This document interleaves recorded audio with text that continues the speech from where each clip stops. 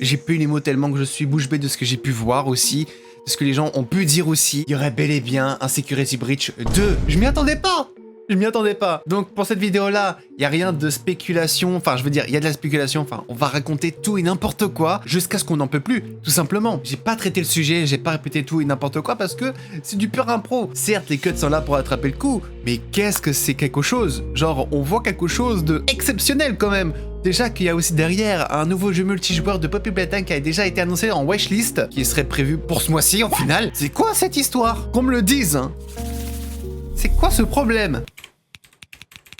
Du coup, je suis obligé d'aller sur Twitter pour avoir l'image, pour m'aider à ce que je dise les choses correctement et clairement. Ce qui est pas tout le temps des fois bien. Et il y a une autre nouveauté. FNAF World 2 a été officiellement teasé par Mega Cat Studio qui vient de publier un teaser avec le numéro 2. Avec des images de quoi?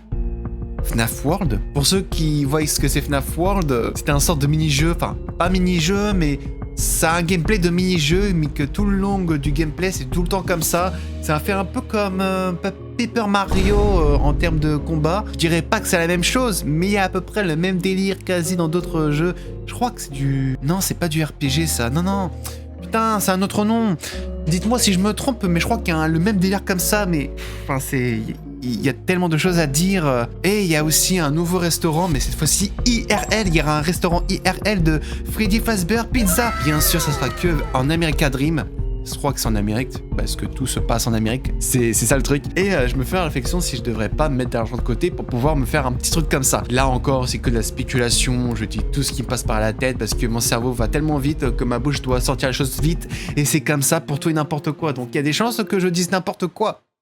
Il y a des chances. Il y a aussi des chances que tout ce que je dis n'a aucun sens. Pourquoi? Parce que il se passe ça en fait. Et c'est littéralement... Enfin, c'est quelque chose quoi. Genre, on a quand même une essence qui veut nous montrer un peu plus de choses. Et c'est là où c'est intéressant. Donc 82 626 le nom du jeu, du multijoueur Poppy Playtime. Le 26 août de ce mois-ci. Frère, on nous pond un truc exceptionnel. On a déjà un screen. À mon avis, ils savaient déjà quoi faire, les mecs, ils ont bossé dessus. Mob Entertainment savait quoi faire. Et donc du coup, ils nous ont fait un truc en mode « Ouais, on va annuler Project Playtime ». Ils développaient un truc en secret, en fait. Je refais ma phrase, c'est un coup de maître. La stratégique, il est... Alors, je suis désolé, parce que là, j'ai eu l'émotion. La stratégie de la communication, il est nul à chier. Je suis désolé, la communication est nulle à chier. Déjà, pourquoi? Parce que déjà, il y a eu l'anniversaire de FNAF. Ils nous mettent ça en même temps. J'ai rien contre Mob Entertainment, mais ce genre de choses, c'est bien. Ils ont le droit de le faire. Mais il y a le timing aussi à jouer. Mais à ce niveau-là, là, c'est un peu décevant parce que il y a déjà d'autres trucs qui se mettent en place. On a du Security Breach. Je suis désolé. Je pense que Poppy Playtime pourrait être un peu plus attendu que Security Breach. Mais on va m'insulter en commentaire.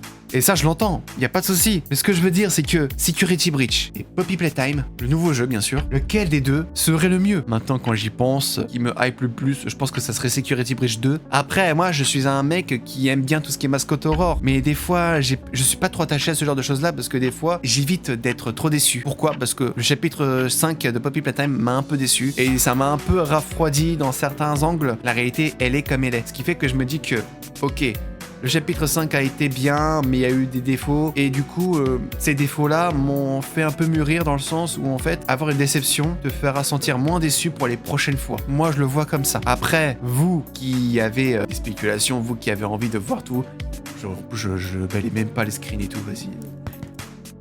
C'est pas bien ce que je fais. C'est très très très beau. Par contre, parce que j'ai joué à un jeu d'horreur une fois, avec un pote, et la porte. La porte me rappelle un jeu indépendant, un jeu d'horreur. Lunch Lady. Quand Lunch Lady, ça ressemble presque à cette porte. Je sais pas pourquoi, mais j'ai l'impression qu'ils ont pas dépensé autant d'argent pour faire le multijoueur Poppy Playtime. Le truc qui est censé représenter Project Playtime. Il faut se le dire, c'est assez surprenant parce que ils ont utilisé des objets. T'as dû payer 2 ou 5 euros pour le mettre sur le jeu, c'est sûr. Après, je peux me tromper, hein, mais quand je vois la gueule du truc, ils ont pas payé grand chose. Je peux permettre de critiquer sur ça, mais quand même, ça me donne cette impression. Et encore là, ça va. Là, on nous montre clairement comment ça marche le truc. Je pense que cet endroit-là, ça pourrait être le début d'une game.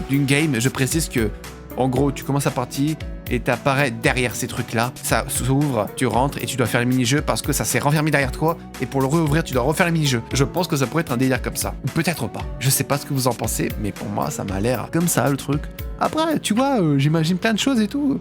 Bon, en ce qui concerne le plan pour le restaurant IRL de FNAF. Comment dire? Big Snow, Aland, Zara, COS. Bon, on ne montre pas clairement où le resto sera là, où sera précisément, mais ce n'est pas grave. Bon, déjà pour les 12 ans de FNAF, c'est bien.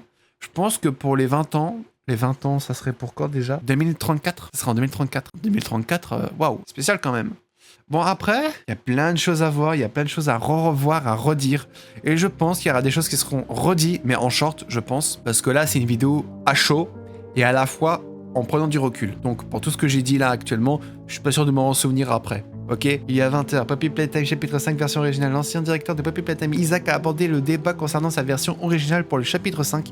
Il a déclaré que les fans ne devraient pas se disputer à ce sujet, car sa version n'était qu'un ensemble d'idées vieilles de 5 ans qui n'ont jamais été pleinement réalisées. Êtes-vous satisfait de l'histoire actuelle? Ouais, bon, bah la question, je vous la laisse dans les commentaires, de toute façon, pour le 7 août. Il y a 2 ans, aujourd'hui, le 7 août, Final Fantasy Into the Pit est sorti. Encore une question, qu'en pensez-vous du jeu? J'aime bien le jeu.